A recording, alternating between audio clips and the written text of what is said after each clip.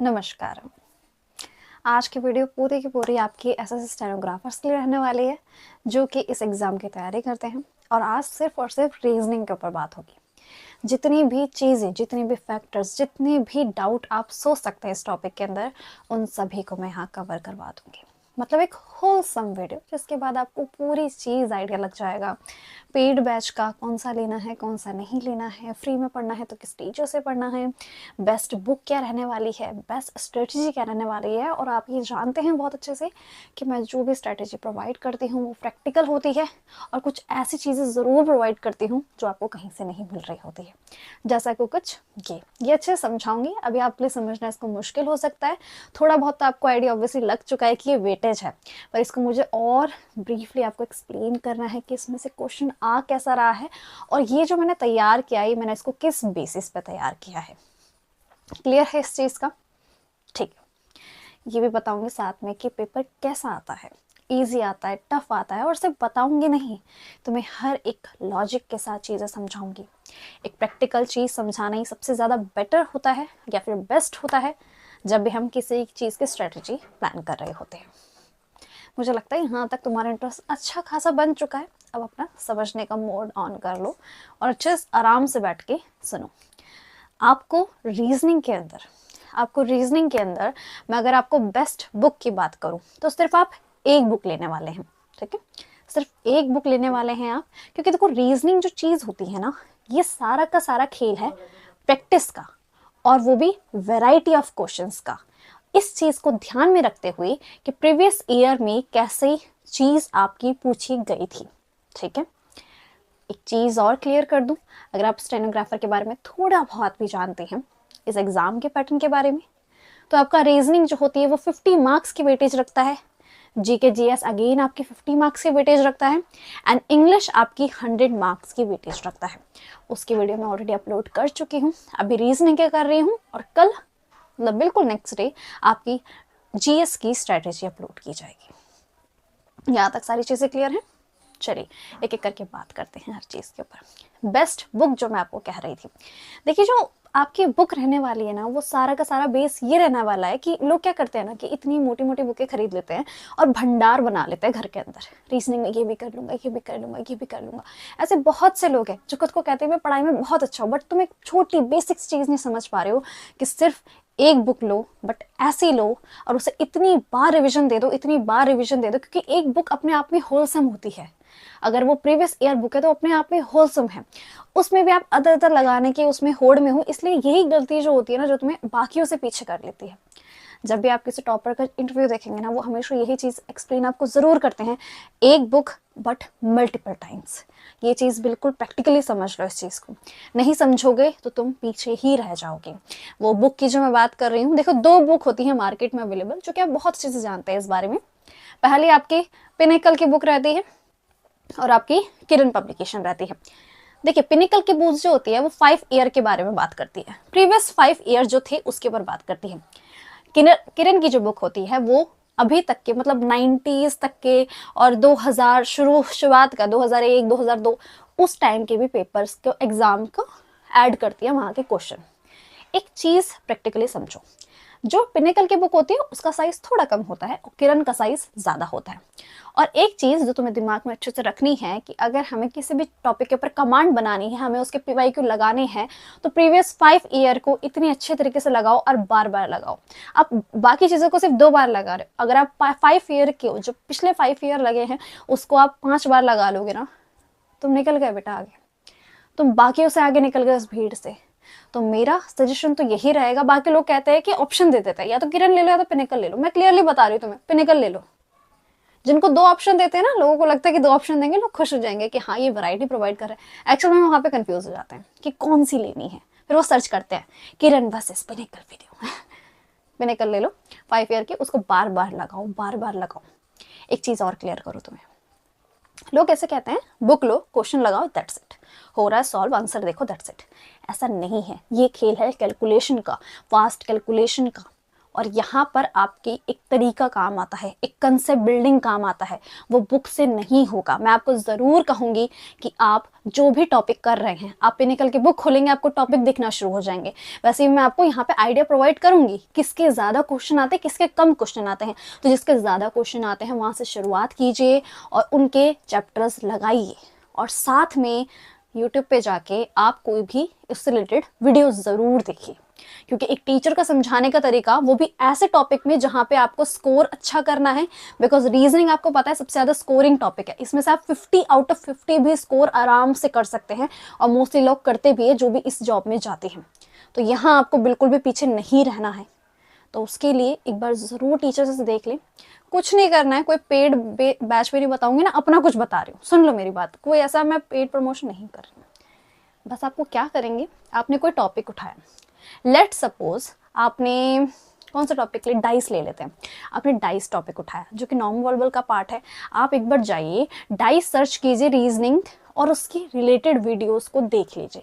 Point ये होता है कि आप स्टेनोग्राफर डाल के कर देते हैं, और स्टेनोग्राफर से रिलेटेड यूट्यूब पे वीडियो की भरमार थोड़ी कम है बाकी कंपैरिजन में, या बहुत अच्छे से जानते हैं, क्योंकि इस एग्जाम के बारे में बहुत कम ही लोग कंटेंट प्रोवाइड करते हैं। जितना होगा वो भी ठीक है, बट स्टेनोग्राफर ना करके अपना लेवल या तो सीएचएसएल रख लिया, तो सीजे लेके किसी भी टॉपिक से रिलेटेड देख लीजिए, कंसेप्ट आपके वही रहेंगे।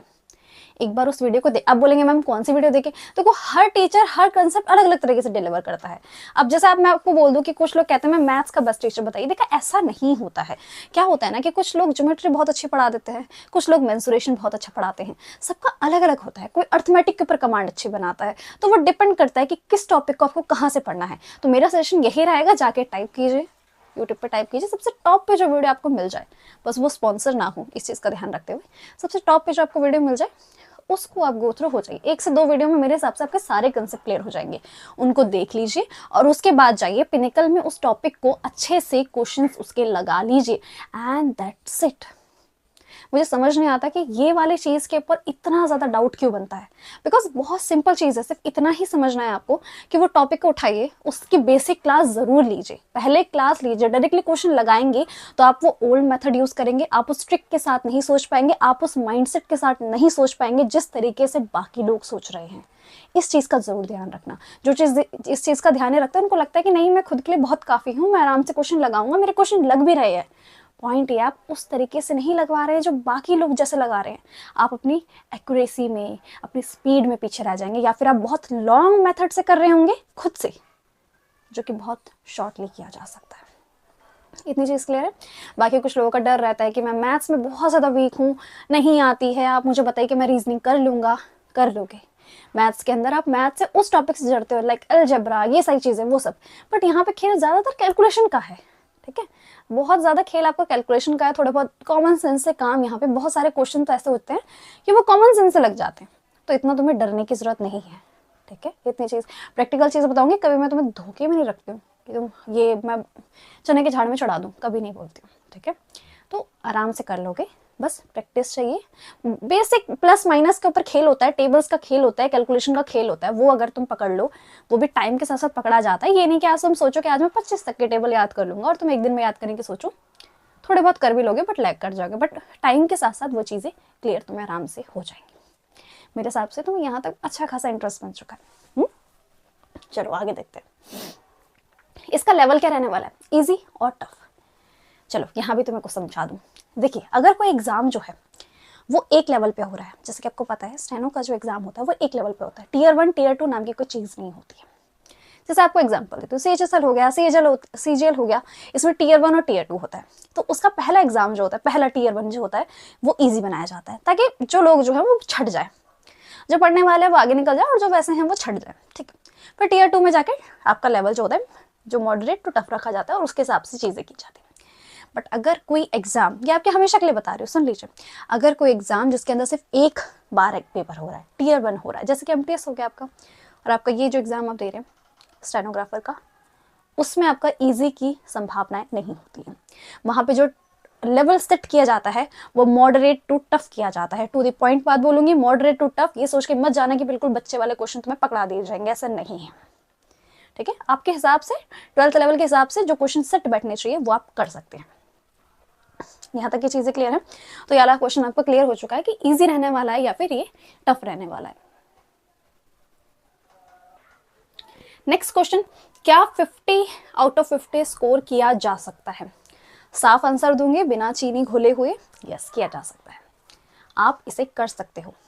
और अगर आप बोलोगे सही स्कोर क्या है मैम, सेफ स्कोर, तो मेरे हिसाब से 45 प्लस आराम से हर कोई एवरेज इंसान कर लेता है जो कि सिलेक्शन ले लेता है, ठीक है। तो 45 प्लस अच्छा स्कोर है, बहुत ज़्यादा अच्छा स्कोर है, यहाँ तक हो ही जाना चाहिए। और बाकी आपका 50 आउट ऑफ 50 भी किया जा सकता है जब आपकी कमांड बहुत अच्छे से होगी। जिस तरीके से मैं समझा रही हूँ बिल्कुल वैसे ही करने की कोशिश करना। मैं ये कभी नहीं कहती हूँ कि सिर्फ मैं समझा सकती हूँ, बस मैं ये समझती हूँ कि एक बिगिनर को जो बिल्कुल शुरुआत कर रहा है, जो भटक सकता है, उसे क्लियर और एकदम स्ट्रेट चीज़ बताऊं कि क्या चीज़ हो सकती है और क्या चीज़ नहीं हो सकती है। अब मुझसे कोई बोलेगा कि जीएस के अंदर फुल आउट ऑफ 4 कर सकते हैं क्या, तो वो चीज़ देखो प्रैक्टिकल चीज़ समझाने के लिए वो मैं चीज़ आपको क्लियर बता देती हूँ। फिर पेड कोर्स लेना ज़रूरी है क्या? देखो अगर आपके पास है, आपने ऑलरेडी ले लिया है, ठीक है, तो अब वहाँ से पढ़ लीजिए। बट मेरा मानना, जैसे मैंने आपको कहा कि यूट्यूब पे बहुत भरमार है। पॉइंट ये है कि हम सोचते हैं कि सिर्फ हमें एक ही टीचर से पढ़ना है और बाकी रीजनिंग के अंदर ऐसा कुछ करने की जरूरत नहीं है। आपको कोई टॉपिक उठाइए, लाइक डाइस आप क्या हो गया, या फिर आपका ट्राइंगल के अंदर जो फिगर्स ढूंढनी होती है, कितनी फिगर काउंटिंग जो होती है, वो चीज़ें होंगी। यहाँ पे कुछ ट्रिक का खेल होता है, यहाँ पे कुछ कैलकुलेशन का खेल होता है। हम रियल में ढूंढने लग जाते हैं, एक्चुअल में ढूंढना नहीं होता, उसको कुछ खेल होता है, उसको समझना होता है। तो वो चीज़ के लिए कोई भी टीचर से आप जाइए, यूट्यूब पे टाइप कीजिए, जो आपको टॉप पे 1-2 वीडियो देखिए, एक या दो वीडियो तो देखना ही चाहिए आपको। मे बी एक टीचर उसको मिस करते तो दूसरा टीचर उसमें से कुछ चीज़ें ऐड कर ले, बाकी आपकी सारी चीज़ें आराम से क्लियर हो जाएंगी, ठीक है। तो कुछ इतना ज़्यादा नेसेसरी नहीं है कि तुम्हें लेना ही लेना है, वो चीज़ मैं नहीं बोलूँगी। जो चीज़ क्लियर है वही चीज़ बताऊंगी, इतनी खास ज़रूरत नहीं है, आराम से किया जा सकता है इस चीज़ को। मैथ्स के लिए होता था, मैं मैथ्स के लिए ज़रूर बताती तो मैं पर्टिकुलर टीचर, बट ये आपका रीजनिंग है तो यहाँ पे इतनी खास ज़रूरत नहीं है आपके लिए। मेरे हिसाब से सारे क्वेश्चन चीज़ें यहाँ पे क्लियर हो चुके हैं। अब बात आती है यहाँ पे जिसके लिए तुम अभी तक वेट कर रहे हो कि मैम वेटेज क्या है। ये चीज़ को बनाने में मुझे बहुत ज़्यादा टाइम लगा है और मैं ये चाहती थी कि मैं इसको प्रैक्टिकली डिलीवर करूँ। सोचिए रीजनिंग के अंदर इतने सारे टॉपिक है, मैं आपको लिख के देने लगी ना, ये पूरा बोर्ड भर जाएगा। इतने छोटे छोटे छोटे छोटे टॉपिक होते हैं, उसको मैं अगर तुम्हें यहाँ पे बता दूँ, इसका एक क्वेश्चन आ रहा है, इसका एक क्वेश्चन आ रहा है, इसका एक क्वेश्चन आ रहा है, वो प्रैक्टिकली नहीं होगा। तुम खुद उसे देखना नहीं चाहोगे, तुम उसे खुद कॉपी में नोट भी नहीं करना चाहोगे। तो एक प्रैक्टिकल चीज़ प्रोवाइड करने के लिए मैंने इसको अलग तरीके से दिया है, जिसमें मैंने 10 टॉपिक्स के अंदर उसको कंबाइन करने की कोशिश किया, ताकि तुम्हारे अंदर ओवरव्यू रहे और तुम उसे देख पाओ कि किस से कैसा क्वेश्चन आ सकता है और ओवरऑल किस चीज़ का खेल ज़्यादा है। यहाँ देखते हैं, पहले मैंने लिखा नंबर, जो क्या है 17। अब आप बोलेंगे मैम ये नंबर्स कहाँ से आए? ये देखो नंबर क्या है, ये एनालिसिस है पीवाईक्यू का, और ये जो मैं आपको टू द पॉइंट बताऊंगी, लास्ट 3 ईयर्स के जो पीवाईक्यू गए हैं उसमें से मैंने हर किसी में 10 से 15 सेट लगाए हैं। उसके बाद ये एवरेज मैंने तैयार किया है, तो ये 1-2 सेट के बाद ही एवरेज तैयार नहीं किया गया है। ये चीज़ आपको क्लियर कर दूँ, कहीं से भी अगर आप चीज़ देख रहे हैं ना, तो पहले वो चीज़ को समझिए कि उसको तैयार कैसे किया गया। एक सेट देख के तो तैयार नहीं कर दिया गया, तो उस चीज़ के बारे में बता रही हूँ। बहुत ज़्यादा मेहनत लगी है सिर्फ इतना तैयार करने में मुझे। नंबर 17 एवरेज है, मतलब कि सबका अगर मैं बोलूँ, देखो एवरेज का मतलब कभी ये नहीं होता एग्जैक्ट कि तुम्हारे एग्जाम में 17 इसके आ जाएंगे, सिटिंग के 3, ऐसा नहीं होता है। एवरेज का मतलब है कभी इससे एक ऊपर नीचे भी हो सकता है, 1-2 ऊपर नीचे हो सकता है, लाइक 15 से 16 हो गया या फिर 17 से 18 हो गया, इतना होता है, ज़्यादा इससे ज़्यादा डिफरेंस नहीं जाता है। नंबर मतलब जो भी क्वेश्चन आपके नंबर का खेल है, जो भी क्वेश्चन के अंदर नंबर का खेल है, चाहे वो किसी भी तरह का क्यों ना, जिसके अंदर आपकी कैलकुलेशन मांग रही होगी, वो आराम से आप चेक कर लेंगे ना, निकल के बुक खोलेंगे, आपको आराम से नंबरों की चीज़ मिल जाएगी। मैं आपको आइडिया लगाने के लिए कह रही हूँ कि नंबरों का खेल कितना है, तो आपको अपनी न्यूमेरिकल की जो कैलकुलेशन है उसको स्ट्रॉन्ग करना होगा। उससे रिलेटेड आपको 17 क्वेश्चन एवरेज आपको देखने को एग्जाम में मिल रहे हैं। जैसे कुछ क्वेश्चन आपके सिंप्लीफिकेशन के हो जाते हैं, बहुत बेसिक क्वेश्चन भी होते हैं, तो उनका आपको ध्यान रखना है, जो कि नंबर से छोटा मोटा क्वेश्चन है। और मैं आपको चीज़ बता दूं कि थोड़ा बहुत भी अगर आप रीजनिंग को पहले कर चुके हैं, अगर आप रिपीटर है ना, तो आपके लिए बहुत इंपॉर्टेंट हो जाएगी ये चीज़, ठीक है। आपको दिमाग में होना चाहिए कि कितने क्वेश्चन किससे आ रहे हैं। बाकी आप देखो, अब मैं हर चैप्टर को लिखने लगी तो एक एक क्वेश्चन करके तुम क्या जान लोगे, ठीक है। तो 17 आपके इधर से आएंगे, बाकी आप बुक खोल लेना, नंबर से रिलेटेड जो भी चैप्टर उनको एक साथ करके आप सॉल्व कर सकते हैं। फिर आपको नॉन वर्बल होता है, जिसके अंदर आपका फिगर्स देख के अंदाजा लगाना होता है, जैसे डाइस से रिलेटेड क्वेश्चन हो गए आपके, ठीक है, फिगर ढूंढने के लिए काउंटिंग करना फिगर्स की। ये जो क्वेश्चन होता है जिसके अंदर एम्बेडेड फिगर ढूंढना होता है कि बताइए ये वाली फिगर क्या इसके अंदर है, उसके अंदर हमारा ज्यादा नॉन वर्बल के क्वेश्चन है जो कि इजी होते हैं बाकी से। वर्बल, देखो रीजनिंग में ना दो टाइप की होती है, वर्बल रीजनिंग और non verbal reasoning. Verbal reasoning के अंदर कैलकुलेशन बाकी सारी चीजें होती है, पेन वैन उठाना पड़ता है, बट हमारी नॉन वर्बल के अंदर इतना ज्यादा दिमाग नहीं लगाना पड़ता, और ये कंपेरेटिवली इजी होती है, जिसके 9 मार्क्स की वेटेज है। अब इसका डिस्ट्रीब्यूशन बहुत छोटे से चैप्टर आराम से कर लोगे, कि एक वीडियो देख लोगे ना आराम से काम बन जाएगा। तो नॉन वर्बल सबसे ज्यादा स्कोरिंग होता है, इसके अंदर आपके 9 क्वेश्चन आपको देखने को मिल रहे हैं। तो इसके लिए अच्छे से तैयार करेंगे, आप उसी हिसाब से तैयार करेंगे। लेटर, लेटर मतलब अल्फाबेट, ABCD, कोडिंग डिकोडिंग, क्या क्या चीजें हैं उससे नंबर रिलेटेड, वो चीजों के लिए लेटर से रिलेटेड 8। अब देखो लेटर के अंदर ना ये चीज दिमाग के अंदर जरूर रखना कि कौन सा लेटर कहाँ पे आता है, E5 पे आता है, Z पे, ऐसे करके तुम्हें एग्जैक्टली पता होना चाहिए, उसका अपोजिट याद होना चाहिए। आप सोचते हो कि एग्जाम के टाइम पे लिख लूंगा, बना लूंगा, पीछे रह जाओगे। मान लो मेरी बात, अभी से तैयार कर लो इस चीज को। तो लेटर के अंदर आपके 8 मिलते हैं देखने को, जिसके अंदर अल्फाबेट से रिलेटेड जो है कोडिंग डिकोडिंग हो सकता है, इसके अंदर ABCD का खेल है सारा का सारा। इन शॉर्ट बताऊं, ABCD का खेल है। 8 क्वेश्चन आपको देखने को मिल जाएंगे। फिर ये SNC का मतलब है स्टेटमेंट एंड कंक्लूजन। यहाँ पे ना बहुत लोग फंस जाते हैं स्टेटमेंट एंड कंक्लूजन के अंदर, क्योंकि यहाँ थोड़ा बहुत ना वेन डायग्राम का भी काम चल जाता है। तो यहाँ से आपके 5 क्वेश्चंस देखने को मिल रहे हैं, देख रहे हैं आपको 5 क्वेश्चंस देखने को मिल रहे हैं। तो जब भी आप इस चैप्टर का तैयारी करेंगे ना, उसके ऊपर ध्यान में रखते हुए कि 5 क्वेश्चन का देखने। सिटिंग अरेंजमेंट, सिटिंग अरेंजमेंट हो सकता है आपका या तो रो में लगे हुए हैं या सर्कुलर फॉर्म में लगे हुए हैं, वो सारी जो चीजें होंगी सिटिंग से रिलेटेड, वो आपकी 3 क्वेश्चंस आपको एवरेज देखने को मिल रहे हैं हर एग्जाम के अंदर। फिर आपका डायरेक्शन के क्वेश्चन, लेफ्ट राइट ये वो, आपका जो भी डायरेक्शन से रिलेटेड क्वेश्चन है आपको 2 देखने को मिल रहे हैं। रिलेशन का क्वेश्चन, रिलेशन मतलब ये उसके चाचा का, ये का, वो जो आपका क्वेश्चन रहता है रिलेशन का, उसमें भी आपको 2 क्वेश्चन देखने को मिल रहे हैं। एनालॉगी जो क्या होता है, एनालॉगी मतलब कि जैसे कि देखो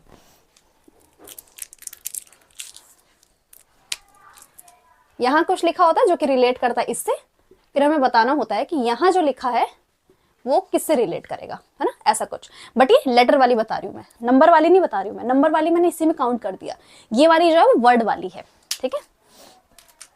तो आपका एनालॉगी ऐसे वाले जो क्वेश्चन होंगे वो आपको 2 देखने को मिलते हैं एग्जाम के अंदर, वर्ड वाली।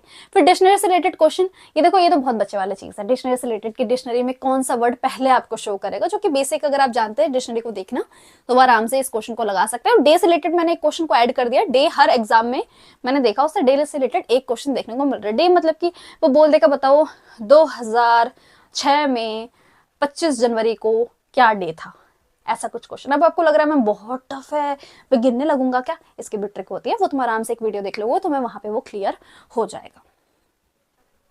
इसको जरूर आप एक बारी कॉपी में नोट जरूर कर लें, ठीक है। जिस भी कॉपी में आप रीजनिंग की प्रैक्टिस करेंगे उस कॉपी में या तो लास्ट पन्ने पे या तो पहले पन्ने पर इस एवरेज को लिख लें, आपको बहुत काम आएगा। आपके दिमाग में रहेगा कि अगर आप रिलेशन का क्वेश्चन सॉल्व कर रहे हैं तो आप कितने मार्क्स की चीज़ों को टारगेट कर रहे हैं और किससे ज़्यादा क्वेश्चन आने की संभावनाएं जो होती हैं वो ज़्यादा रहती हैं। तो इसको एक बारी आप ज़रूर कॉपी के अंदर नोट करेंगे। मेरे हिसाब से मैंने सारी ही चीज़ें कवर कर ली हैं, सारे फैक्टर क्लियर कर चुके हैं, और जो समझने वाला होगा वो यहीं पे समझ जाएगा और ना समझने वाला वो कैसे भी नहीं समझेगा। सिर्फ एक बुक पिनेकल, बाकी मैम बाकी उस बुक को बार बार लगाइए, बार बार लगाइए, बार बार लगाइए, जितनी बार लगा सकते हैं एग्जाम तक तब तक लगाइए। और डेली, अब ये क्वेश्चन भी आएगा मैम रीजनिंग को कितना टाइम दे, डिपेंड करता है कि आपकी रीजनिंग कितनी अच्छी है, आपने पहले कभी सॉल्व करी है या नहीं करी। बट एवरेज अगर मैं बताऊं आपको तो आपको अपने दिन के 2 से 3 घंटे रीजनिंग के नाम कर दीजिए शुरुआती दौर पे, बाद में आप 2 घंटे तक भी उसको कर सकते हैं। और बाकी अपना GS और इंग्लिश उसके बारे में बता चुकी हूँ, तो GS के लिए आपकी कल ही वीडियो आ जाएगी और आज आपकी रीजनिंग की थी। तो 2 से 3 घंटे अपनी रीजनिंग के नाम करिए और कोई भी एक टॉपिक पकड़िए जो कि मैंने आपको सीरीज बता दी, उस हिसाब से अपनी तैयारी के अंदर करिए। ये चीज़ क्लियर है आपको? अब बहुत लोग तो इस बात से भी होंगे कि मैम एक बुक से कैसे हो जाएगा। सुनो, बुक आपने बार बार कर ली, फिर जब आपकी ओवरऑल इंग्लिश खत्म हो जाएगी, आपकी रीजनिंग खत्म हो जाएगी, GS में भी बहुत सी चीज़ें कवर हो सकेगी, क्योंकि GS को कंप्लीट खत्म कर पाना इज नॉट पॉसिबल, स्टैटिक ही अपने आप में इतना भंडार है। बट ठीक है, ओवरऑल आप चीज़ें जब कर लेंगे उसके बाद जब आप मूक लगाएंगे, फुल मूक, याद रखें, फुल मूक जब लगाएंगे बिल्कुल सिटिंग में बैठ के और PYQ ही लगाएंगे, एग्जैक्ट PYQ लगाएंगे। आप टेक्स्ट बुक में जाइए, वहां से देखिए, वहां से सॉल्व करिए। तो टेक्स्ट बुक में जाके वो सारे के सारे आप मोक लगाइए, वो चीज़ आपकी कमांड करेगी रीजनिंग में। कभी कभी क्या होता है ना, आप सेपरेट चीज़ कर रहे हो, पिनेकल में आपने स्टेटमेंट एंड कंक्लूजन की चीज़ को पढ़ा, आप उसके क्वेश्चन लगा रहे हो, आपके बहुत अच्छे से क्वेश्चन लग रहे हैं, पर जैसे ही आप सिटिंग में बैठते हो तो एक क्वेश्चन आपका स्टेटमेंट एंड कंक्लूजन का आ रहा है, दूसरा क्वेश्चन आपका नॉन वर्बल का आ रहा है, तो क्या आप जल्दी से उस चीज़ में जा पाते हो, वो चीज़ सोच पाते हो और आप उस प्रेशर को झेल पाते हो क्या? ये चीज़ आपको टेक्स्ट बुक में दिखेगी। जो भी इंसान मोक को सीरियसली लेता है वो नैया पार लगाता है, इस चीज़ को समझ लो। बहुत लोग बोल रहे हैं पर तुम इस चीज़ को मानने को राजी नहीं हो रहे हो, तो मान लो, बहुत जितने ज़्यादा मोक उतनी ज़्यादा तुम अपने एग्ज़ाम के करीब हो गए, अपने डिपार्टमेंट के करीब हो गए। और बाकी जो भी चीज़ें हैं, मेरे हिसाब से मैंने हर एक डायमेंशन को क्लियर कर लिया है, चाहे वो आपका टेस्ट कहाँ से लगाने हैं, आपकी बुक क्या रहने वाली है, एग्जाम का लेवल क्या रहने वाला है। वेटेज मैं आपको बता चुकी हूँ, 50 मार्क्स के फुल स्कोर भी आप कर सकते हैं। मैंने आपको बुक भी क्लियर कर दी, किरण और पिनिकल के बीच में डिफरेंस जो है वो भी मैंने आपको क्लियर कर दिया है। सारी ही चीज़ें मैं आपको समझा चुकी हूँ, बट अगर तब भी कोई भी चीज़ ऐसी है जो रह जाती है, वीडियो में ना हो, रह जाती है, तो आप मुझे कमेंट कर सकते हैं। बाकी अदर कोई वीडियो जो कि स्टेनोग्राफर से रिलेटेड होगी उसके लिए आप सजेशन दे सकते हैं, टेलीग्राम पे आइए, वहाँ पे ज्वाइन कर सकते हैं। यहाँ तक चीज़ें क्लियर है मेरे हिसाब से। और जैसे और भी वीडियोस होती हैं तो अभी एंड स्क्रीन में मैं आपको शो करवा दूंगी। मैंने एक अलग से प्लेलिस्ट बना दी है जिसके अंदर आपके जो भी स्टेनोग्राफर से रिलेटेड टॉपिक होंगे वो सारे ही मिल जाएंगे। लैंग्वेज हिंदी में सीखें या इंग्लिश में सीखें, ये सारे क्वेश्चंस, क्या वेटेज रहने वाला है, क्या एग्जाम पैटर्न रहने वाला है, इंग्लिश की क्या एक प्रैक्टिकल स्ट्रेटेजी हो सकती है, उन सभी के बारे में एक प्लेलिस्ट में शो करवा दूंगी। उसे आप देख सकते हैं और आराम से आपके जो भी वीडियोस होंगे उसके ऊपर आप आराम से कमेंट बना सकते हैं। और आपको अगर कमांड बनानी है तो सिर्फ और सिर्फ 5 ईयर का सोचेंगे, उससे आगे का नहीं सोचें। क्लियर है? जितना ज़्यादा प्रैक्टिस करेंगे उतना ज़्यादा स्कोर कर पाएंगे, उतना ज़्यादा अच्छे से कमांड बन पाएगी और कॉन्फिडेंस रहेगा तुम्हारे अंदर। बस यहीं पे ख़त्म है यहाँ पे आपकी वीडियो। सारी चीज़ें क्लियर हो चुकी हैं। कल आपकी जीएस की वीडियो आ जाएगी। मिलेंगे कल की क्लास में। राधे राधे।